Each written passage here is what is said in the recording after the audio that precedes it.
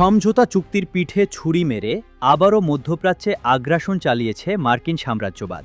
কিন্তু এবার আর পার পেল না ওয়াশিংটন। মার্কিন হামলার কয়েক ঘণ্টার মধ্যেই মধ্যপ্রাচ্যের উপসাগরীয় অঞ্চলে থাকা মার্কিন সামরিক স্থাপনাগুলোতে ইতিহাসের অন্যতম ভয়াবহ ও মোক্ষম জবাব দিয়েছে ইরান।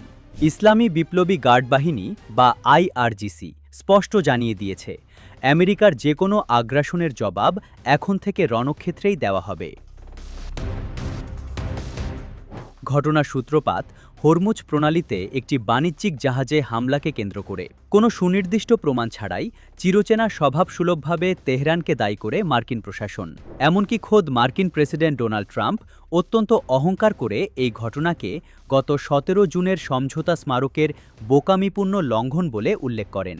ট্রাম্পের এই উস্কানিমূলক বিবৃতির পরই মার্কিন সেনাবাহিনী ইরানের কয়েকটি কৌশলগত লক্ষ্যবস্তুতে অন্যায়ভাবে আঘাত হানে। তারা ভেবেছিল ইরান হয়তো চুপ থাকবে, কিন্তু তেহরানের রণকৌশল ছিল সম্পূর্ণ ভিন্ন।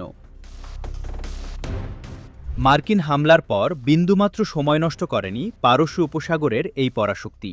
আজ শনিবার ইরানের রাষ্ট্রীয় টেলিভিশনে আইআরজিসি এক জরুরি বার্তায় সাফ জানিয়ে দেয়, উপসাগরীয় অঞ্চলে মার্কিনীদের অহংকারের প্রতীক বিভিন্ন সামরিক স্থাপনায় সফলভাবে পাল্টা আঘাত হেনেছে ইরান। আইআরজিসি ওয়াশিংটনকে চরম হুঁশিয়ারি দিয়ে বলেছে, আগ্রাসনের পুনরাবৃত্তি হলে আমাদের পরবর্তী প্রতিক্রিয়া হবে আরও ব্যাপক এবং আরও বিধ্বংসী। অর্থাৎ মার্কিনীদের যে কোনো আগ্রাসনের দাঁতভাঙা জবাব দিতে ইরান এখন পুরোপুরি প্রস্তুত। অথচ গত সপ্তাহে আন্তর্জাতিক মহলে আশা জেগেছিল যে যুক্তরাষ্ট্র ও ইরানের চুক্তি অনুযায়ী হয়তো ২৮ ফেব্রুয়ারি থেকে শুরু হওয়া যুদ্ধাবস্থার অবসান ঘটবে। কিন্তু মার্কিন ইসরায়েল জোটের কুটিল চালের কারণে সেই শান্তি চুক্তি এখন গভীর অনিশ্চয়তার মুখে। মনে রাখতে হবে, বিশ্বের মোট তেল ও গ্যাস সরবরাহের ১/৫ পরিবাহিত হয় এই হরমুজ প্রণালী দিয়ে, যার সম্পূর্ণ নিয়ন্ত্রণ ইরানের হাতে। ফলে মার্কিনীদের এই বোকামির খেসারত এখন পুরো বিশ্বের জ্বালানি বাজারকে দিতে হতে পারে।